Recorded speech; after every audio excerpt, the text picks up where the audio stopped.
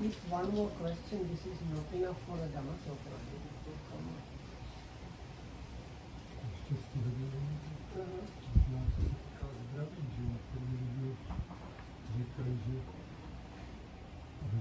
Čím je budou praktikovat, takže proto potřebují dobrý den, tak oni přijde zase na druhou stranu, že možná, že nevyšel dlouho tady bude, tak možná nesmysl tolik se starat o svoje zdraví a objíždět doktory, místo toho je lepší praktikovat. Okay. අර ප්‍රශ්න දෙකක් තියෙනවා. සුනිතාම් ඒක දෙකම ටිකක් සම්බන්ධයි. සුනිතාවට අහලා තියෙනවා දැන් පළක් අය කියන්නේ හොඳ ශාරීරික සුව තිබුණොත් හරියට භාවනා දිගටම කරන්න පුළුවන්. හැබැයි මේ වගේ අය පළක් අය නිකන් වැඩියෙන් අර තමාගේ සුව ගැන තමාගේ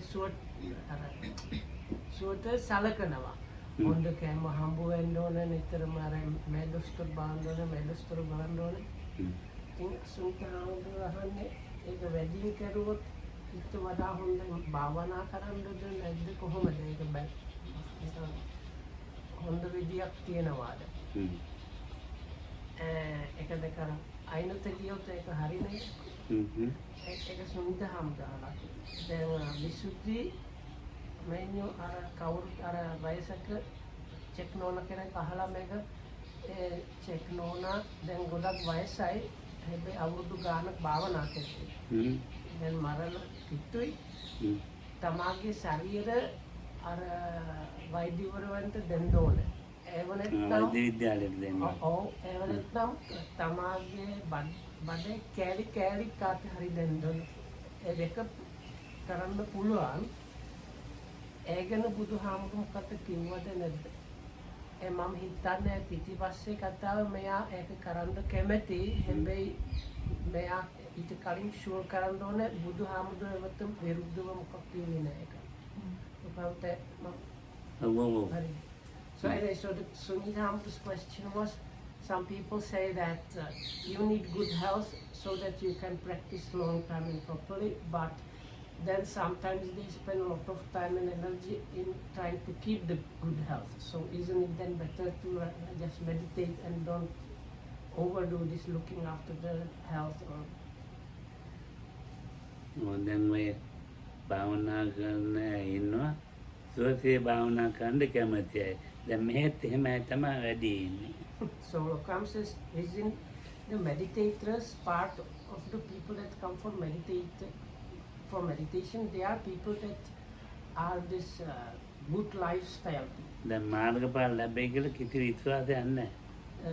Some of them, it is up to the level that they actually don't have any belief in past knowledges. ඒක තමයි ඉහළම සුවය. But past knowledge, Lokam says, it's the highest kind of health or wellness you can attain.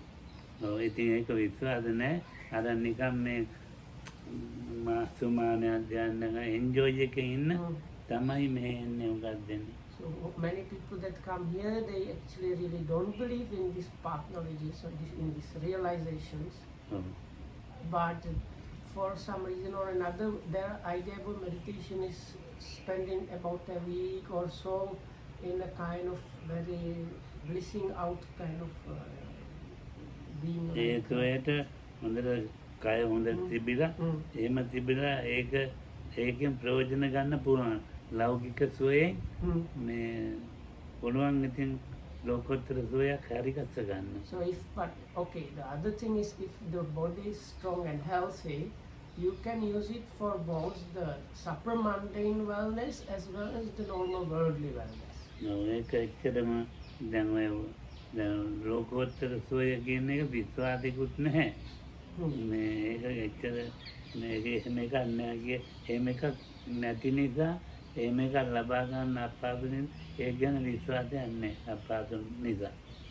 So then there is this disbelief. It's not just not believing, it's almost like disbelief in the supramundane wellness or well-being. ඉතින් එහෙම විශ්වාස නැති හන්දා එක එක ඒවා කර කර ඉන්නවා අපි. But this belief is there also because like practicing towards the supramundane well-being is not comfortable. It's like full of like difficulties. So that's why they don't incline to believe that there is anything like that. And because they don't have belief in the supramundane well-being, they just go here and there and try all kind of different things. ඒ ලෞකික සුවය තියෙනවනේ. But Yeah, there that- is supramundane well-being. ඔය ලෞකික සුවයෙන් ඊළඟට හොයාගන්න පුළුවන් රූපාවචර සුවයක්. Or this well-being is or wellness, if I say it. So anyway, other than the supramundane, there is the on the worldly side, the very highest one is the fine material kind of well-being. ඒකත් ලෞකිකයි ඈ. That is worldly, and that will come in, means the jhanas by that. ඔය ඉතින් ඒ ධ්‍යාන පෙරක් ඇදින් ධ්‍යාන වලට හරි කැමති. ධ්‍යාන මෙහෙත් තියෙනවා. කිසි වැඩක් නැහැ. So then this part of the, some part of the people, they are very much into the jhana. They jhana this, jhana that, over jhana, beyond jhana, and also some part of magic, magic jhana. So, so like that, they are kind of very much hooked up. ඔය ධ්‍යාන ලබන්නත් අර විදිහටම මහන්සි වෙන්න ඕනේ. But ඔය if ධ්‍යාන you- කියලා නිකන් බොරුවට ධ්‍යාන කියනවා. So then they have these ideas what the jhana is about, but acquiring a jhana is almost as difficult as getting the supramundane well-being. So you have to like strive a lot and go through probably a lot of difficulty to get that. ඒකටත් කාමයන්ගෙන් වෙන් වූ අකුසලයන්ගෙන් වෙන් වූ කියලා කියන්නේ. So the standard definition, the beginning of the jhana, the first jhana, when even before you get into anything, it says being removed from the sensuality and being removed from the unwholesome. නිරෝගීකම ඒ දෙකටම උපකාර කරනවා. But this health or not being sick helps both. ඔව් ධ්‍යාන ලබන එක දැන් බුදුන් කාලේ බොහොම අමාරුවෙන් මිනිස්සු ධ්‍යාන ලැබුවා. එහෙම කියනවනේ. මේ කාලේ ධ්‍යාන ලබන එක අමාරුයි. ඒ ධ්‍යාන ලබන එක අමාරු නම් ලෝකෝත්තර ඊට වැඩි අමාරු වෙන්න ඕනේ. So now the jhanas, that they are kind of very lofty kind of states of existence. But even in the Buddha's time, people had difficulties acquiring those. Even these days, acquiring the absorption jhanas is really quite difficult. Now even if this worldly kind of thing is so difficult to acquire, that means the supramundane thing is much more difficult. ඒ ධ්‍යාන වලට මහන්සි වෙනවනේ කවුරු හරි. So let's say somebody is exerting himself or herself in order to attain some of these absorptions. ඉතින් නිරෝගීකමක් ඕනේ ඒකට. නිරෝගීකම නැතුව බෑ. So if that striving person wants to really put all the effort in that, he or she needs to be free from disease, free from sickness, because you cannot do it if you are sick. ඔය ධ්‍යාන කියලා මෙහෙ එනවා නේද කතා කර. ඒ ධ්‍යාන නෙමෙයි. ඉතින් අර සාමාන්‍ය ඒකාග්‍රතාවයක්. So then many people come here talking and thinking about jhana, but what they think and talk about and how they understand it is nothing to do with the real absorption. It's just some level of one-pointedness of mind. ඔව් ඉතින් එහෙම යන්තම් ටිකක් තැම්පත් වෙච්ච අය ඉන්නවා. So there are people that have some level of like tranquil, settled mind. ඔව් ඉතින් ඒව ධ්‍යාන කියා ඉතින් මහ ලොකුවට කතා So කරනවා. then they think this is the jhana and talk about this in a great way, how it is wonderful and all kind of things. කොහොමත් මේ ධ්‍යාන මට්ටමක් ආවොත් ප්‍රථම ධ්‍යානෙ හෝ මේ කාමයෝ නැහැ. So but anyway, if you manage to come to the jhana level, even approaching the first jhana, already the sensuality is not doing anything for you. කාමයෝ නැත්තම් එතකොට කාමාවචර පැත්ත නැහැනේ. රූපාවචර පැත්ත. රූපාවචරයි කියලා කියන්නේ මේ ධ්‍යාන තුලින් ධ්‍යානවල තියෙන ලක්ෂණවල ජීවත් වීම. So that means if I were to describe it, so this they call it Kama Vacharam and Rupa Vacharam. This Vacharam means mode of living. So this normally we are in Kama Vachara, so we have sensual mode of living. So when you approach the jhana and attain the jhana, you move to the like fine material mode of living. So normally we are fully immersed in the sensuality and enjoyment and of sensuality. So that person does not have any of this. Instead of that, he just lives with the characteristics of their jhana practice. එතකොට සර්වවිද සෞඛ්‍ය හොඳටම තියෙනවා. ඉතින් එයා පාහුදේ හැරෙනවා. එතකොට මේ ධ්‍යානෙ රැක ගන්න ධ්‍යාන මානසික කාමාවචර තත්ත්වේ රැකගෙන ඉන්න සක්මන් කරනවා, ඉඳ ගන්නවා, ඒවා තියෙනවා. So this practitioner striving maybe at the level of attaining or already attaining and kind of mastering the jhana, they need to be healthy, so that because of the health or not being sick, they manage to wake up in the morning, then start practicing the sitting and walking meditation and all this practice that needs to be done. They put effort in that because the body is healthy. මේ පහසෙන් ඉන්න ඕන, මේ පහසෙන් ඉන්නවයි කියන එක නෙමෙයි. But it's not about staying comfortable or like pleasant. ඒ පහසෙන් හැබැයි මගෙන් අපි මේ ආම්රුත් මම මේ නම් ඉතින් ධ්‍යානවත් මාර්ග ඥානවත් ලබන්න හදපු එක නේ.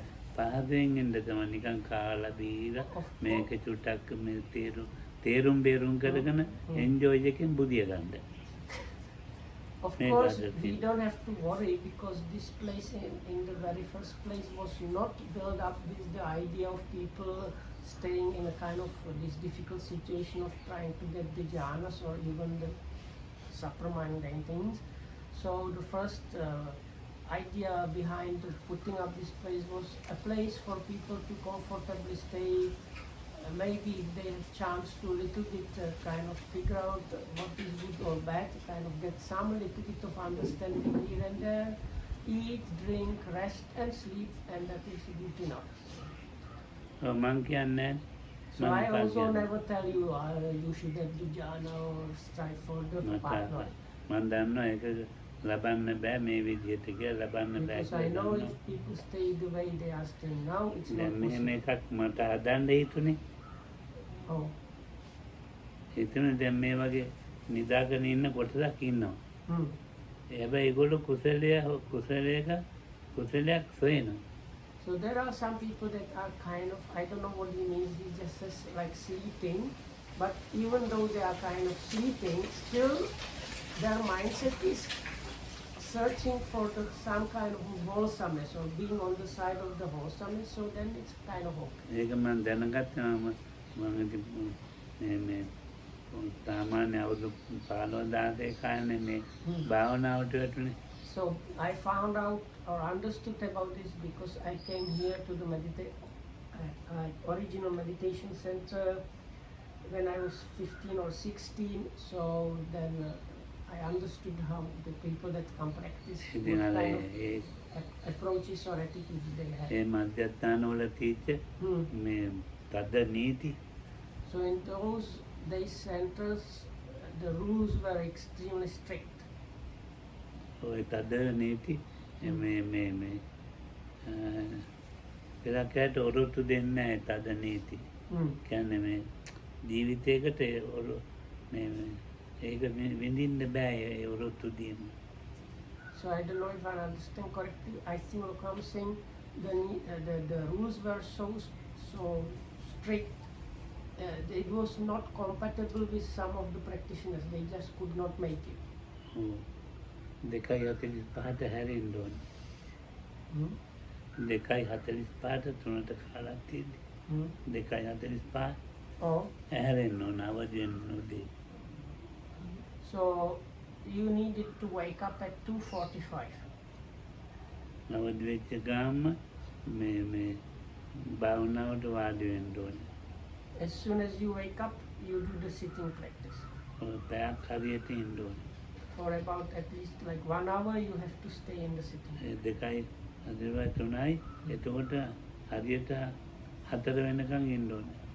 So it starts, so that was the first meditation hour starting at 3 to 4 was the first hour. ඉතින් ඊට පස්සේ සක්මනට යන්න ඕනේ. So then you do the walking meditation. ඉතින් ඕන කෙනෙකුට 4:00 5 වෙනකන් ඉඳගෙන භාවනා කරන්නත් පුළුවන්. But people that wanted to sit longer, they could sit like longer until 4:30 or 5 o'clock. ඔව්. බුරුමේ නම් තවත් නීතිය වැඩි. But if you went to Burma, the rules there, they were even stricter than here. ඔව් ඉතින් මේ දැන් ඉතින් ඉඳගෙන සක්මන පැය දෙකක් පැයකමාරක් විතර සක්මන් කරන්නත් ඕනේ. So then you have the sitting and walking practice alternating, and you need to sit for 1 hour at least and walk. Sakman kochu? සක්මන් පැයකමාරක් විතර පැයකමාරක්. ඔව්. Oh, and you do walking meditation even for 1.5 hours straight. ඉතින් ඒක හරි අමාරුයි. That is very difficult. ඉතින් අලුත් එක්කෙනෙකුට හරිම අමාරුයි. For a new person, it is extremely difficult. ඉතින් මං කල්පනා කළා මේ මට නම් පුළුවන්. ඒ දවස්වල. Those days I was able to do that. ඉතින් මේ දැනත් පුළුවන් ඒක. Then I might be able also. හුඟක් දෙනෙකුට ඒක කරන්න බෑ, අවදි වෙන්න බෑ. But many people, they can't do it. So some people, they really don't have the capability even to wake up that early. හැබැයි ඉතින් මේ ඒගොල්ලෝ බලාපොරොත්තු වෙන්නේ භාවනා කියලා දෙන ගුරුවරු මාර්ගඵලයක් ලබා දීමමයි.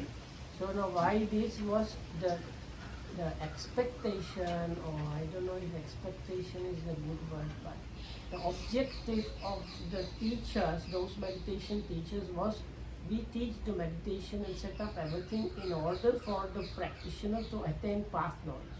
නිදාගන්නේ 10 මාරට. Sleeping, the kind of sleeping time was 10:30. අර 2:45 ඉඳලා 10 මාර වෙනකන් මේ මැෂින් එකක් වගේ භාවනාවේ සක්මන ඉඳගන්න. So කන බොන්න between ඒවා the ඇරලා. 3 o'clock and the 10:30, you are like a meditation machine that is between the sitting and walking practice. ඔව් මෙව නැත්තම් ඒගොල්ලන්ට යන්න කියනවා. If the person was not doing that, he or she was asked to leave. ඒගොල්ලෝ ධ්‍යාන ලබන කතාවක් කියන්නේ. They don't talk about getting jhanas at all. ඉතින් මේ මධ්‍යස්ථාන උංගගේ එහෙම තමයි. උංගක් මධ්‍යස්ථාන ඒ විදිහට තමයි හරි ගස්සලා තියෙන්නේ. So not only this original Kandugoda center, but many other meditation centers, they are set up in a very similar manner.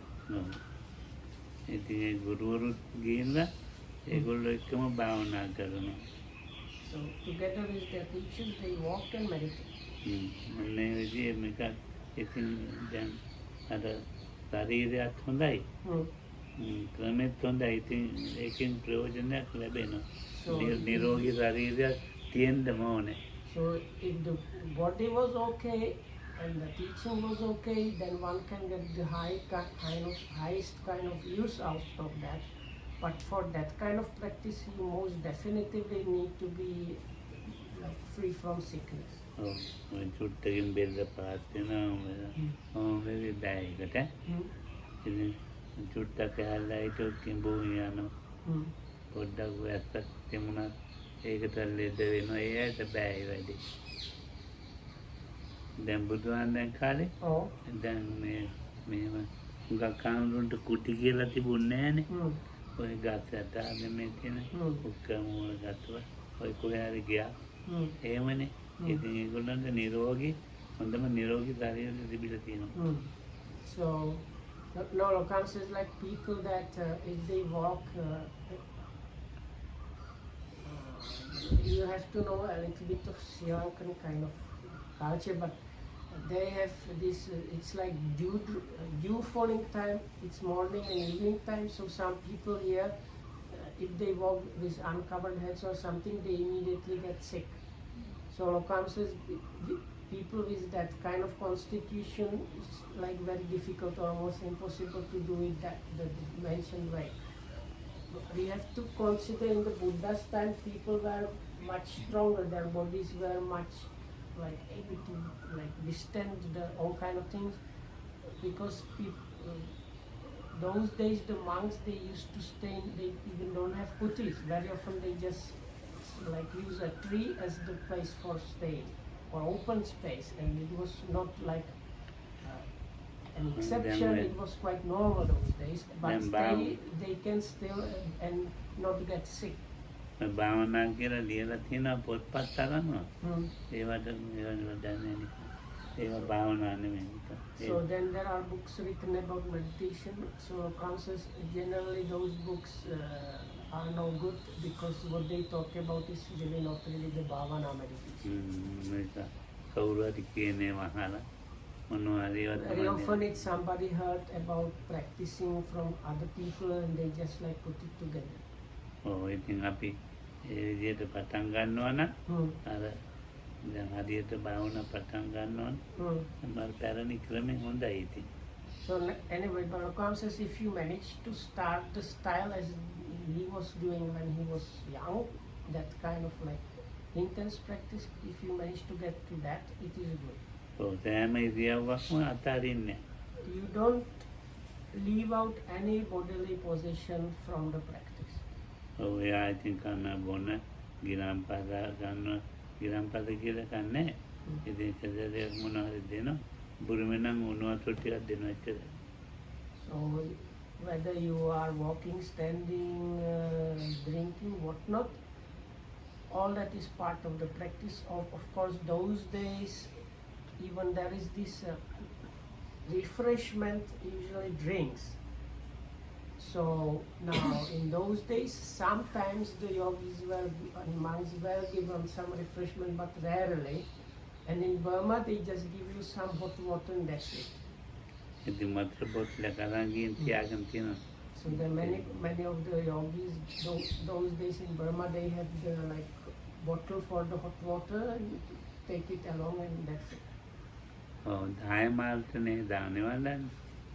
So the food, meaning breakfast, was at 6:30. Huh? Ude. Yeah. Breakfast. Dahai hamar? Dahai. Dahai. Okay, I didn't hear the da. Okay. Say. So sorry, correction. 10:30. ඉතින් ඕන්න 10 මාට 11 මාට වෙනකම් 12 වෙනකුණත් බලන්න පුළුවන්. So I think what is meant, they did not really have breakfast. They had just one meal a day starting at 10:30, and because some people like to do this very slowly eating and noting everything. So some people eat up to the 12 because that's the limit for the monks. So even 1.5 hours they spent slowly eating and noting everything.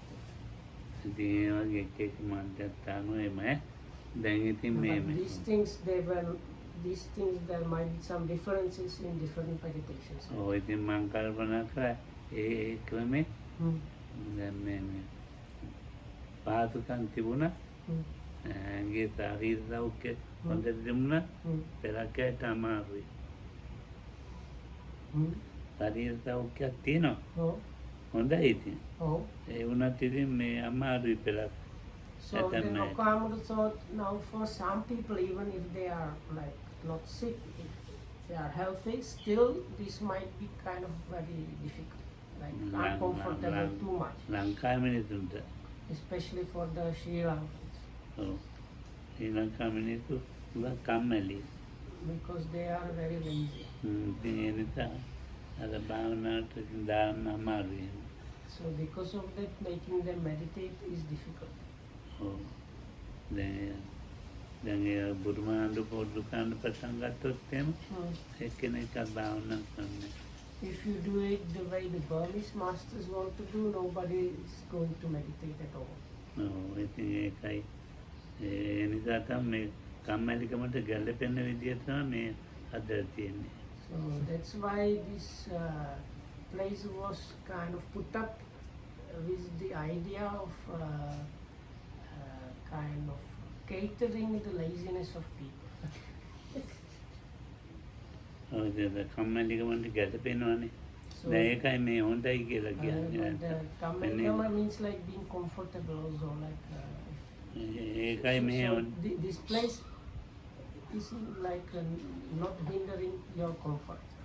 හොඳයි කියන්න හේතුව කවුරුත් මොකුත් අහන්නේ ප්‍රාර්ථනා කරන්නේ දැන් විනීතයෙන් භාවනා එනවා උනාර විනීත උනාර කියලා හරිනවා මන්නම් මොකක් කියන්නේ මේ So I don't know if I am getting this correctly. So because of this comfort, people are not really coming and asking about meditation. Of course, Vinita, he still meets people and he tells them something or another, but I don't really talk to people about meditation. දැන් ඉතින් ඒකයි ඉතින් දැන් සුනීතාන්ව අහන විදිහට දැන් ඉතින් හොඳ පහසුවේ මේ භාවනා කරන්න ඉතින් නිරෝගීකමක් තියෙනවා. ඒ නිරෝගීකමත් රැකගෙන භාවනා කරන්න ඒක ඉතින් හරි අමාරු එකක් ඒක. නිරෝගීකමත් උපකාර කරගන්න පුළුවන් නිරෝගීකම. ඒ උපකාරයෙන් මේ දැන් බක්කුල හාන්දු කුල දෙක හැදුනානේ නිරෝගීකමෙන් අගතැන්පත් එක්කනේ. So now Lokal says for the question that being healthy helps to practice, and practicing actually can help you to be healthy. There is this one of the monks from the Buddha's time, he was the #1 disciple of health, and he lived up to 160 years old when he died, and he said he can remember one time he was sick during his monkhood when he became a monk when he was 80 already. And the occasion when he was sick was he sneezed one time. So he became monk at 80. Another 80 years he practiced, and in that time the only time he was sick was when he sneezed one time.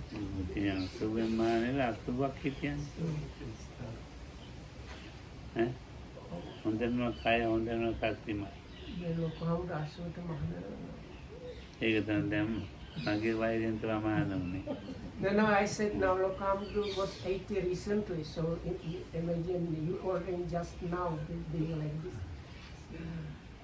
Oh, Mama me, Mana Ditella, Nagando Gua, Lamek Mana Garno, in the Kila, at theatre. It is Magia, Balabom, Mauru, man, by the Genekata Nekati.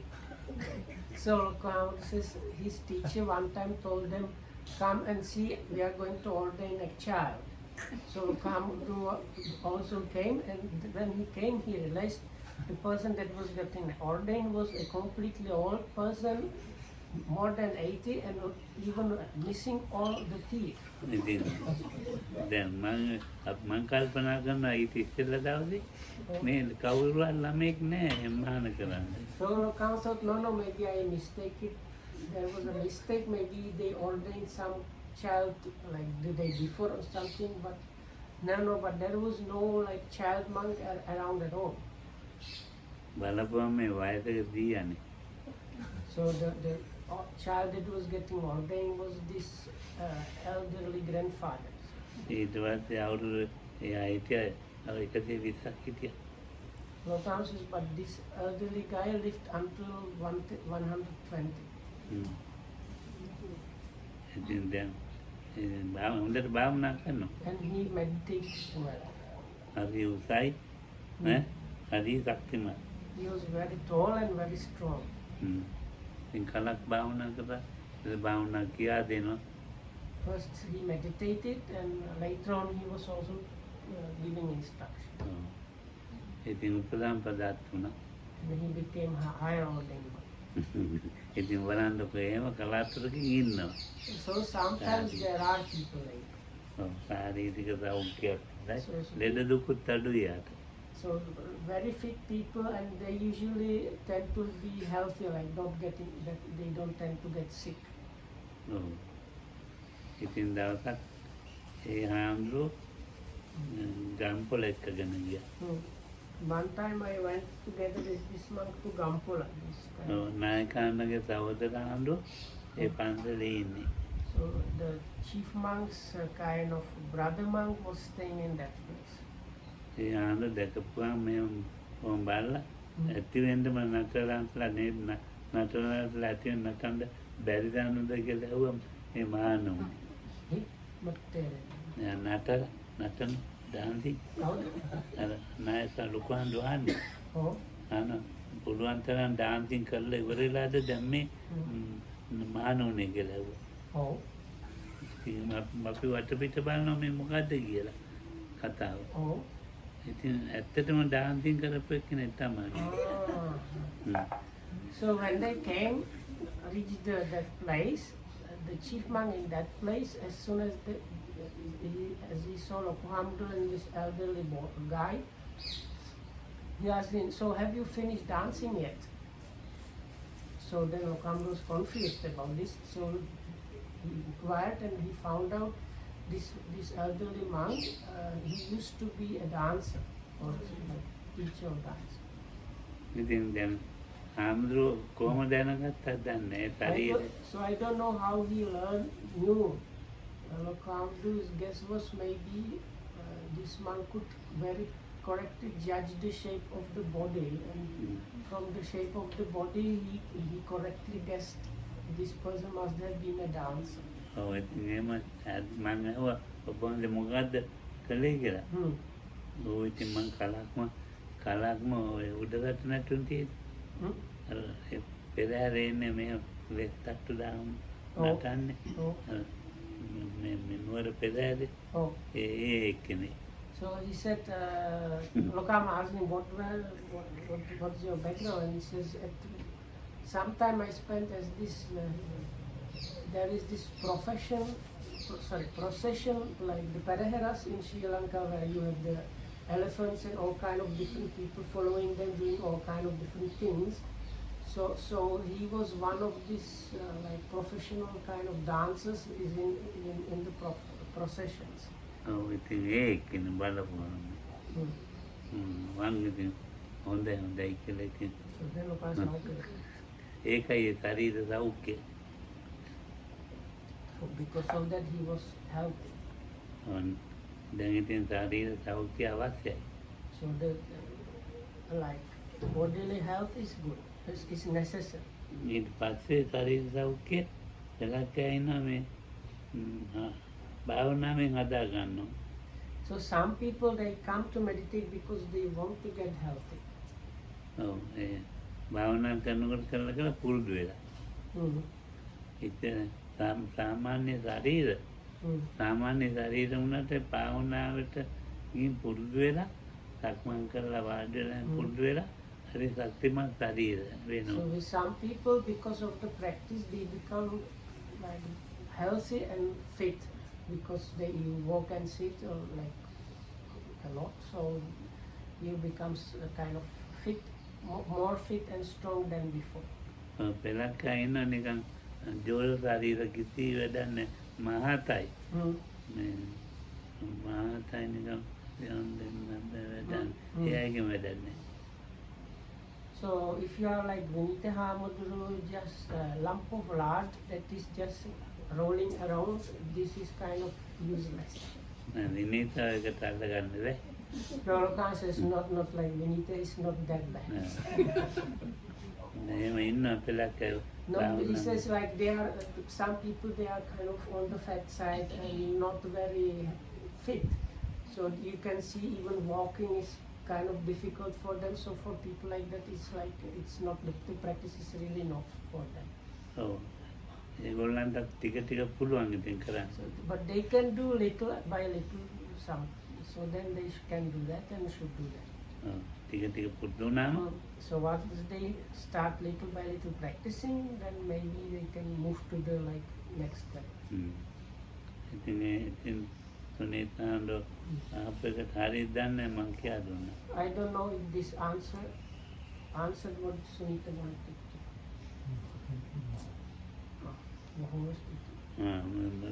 බික්කුණීගේ මොකක්ද?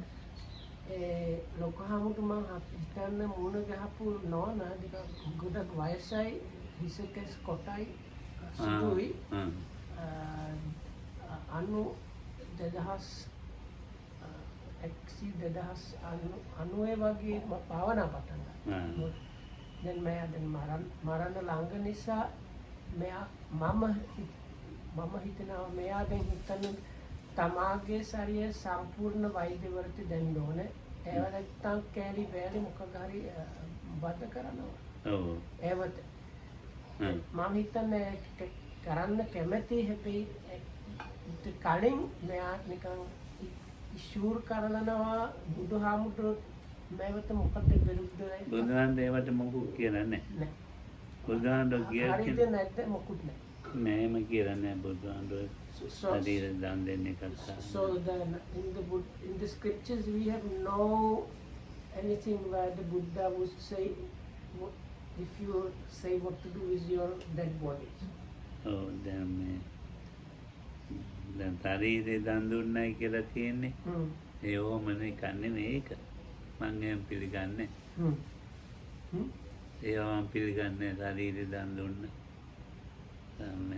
මරණයට ගියා කියලා. බෝසත්වරු. So look so there is this one ඒක මේ මොකද්ද? දාන පාරමී දාන උපපාන දාන පරමත්ත පාර. ඒ නෝනට කියන්න පුළුවන්ද ඒක කෙරුවොත් කමක් නැහැ. ඒක අපි කියන්න ඕනේ. So anyway, අර පාරමී කතාව කියමු. So in this there is this big field in the Buddhist scriptures called teachings on the perfections, paramis. So one part of that, there are 3 levels of fulfilling the parami, especially the first parami, that is the giving or generosity. And they say the lowest one, you are willing to give up your possessions or donate. So the middling one is you are willing to offer your bodily parts, and the last one you are willing to give up your life. So Lokam says he personally does not accept the idea that you like on purpose die to fulfill this. I have a reason for not accepting this explanation. Then Migalatti කතාව. මිගලatti. Oh. මේ බුදුන් කාලේ මේ බෙල්ල කපා ගත්තනේ භාවනාවට. ඊට නීති පෙන්වන්නේ. ඒක ආම්ලු කොටලා කිව්වේ මේ බුදුහාමුදුරුවෝ එනකොට ඉස්සෙල්ලානේ ආරාම බෙල්ල කපා. So there was this incident in the Buddha's time where some monks were meditating or something, and they got to the stage where they were kind of disgusted with life, and they were killing one another or something. So anyway, then they asked one person, they actually were giving him balls and robes and other things they managed to get from people as a payment, and his service was, he was like their executor, like. So he used to come and kill them. So when the Buddha came out of his meditation retreat, he said, why is the monastery suddenly so empty? And they told him these monks, they were like having themselves killed. Oh.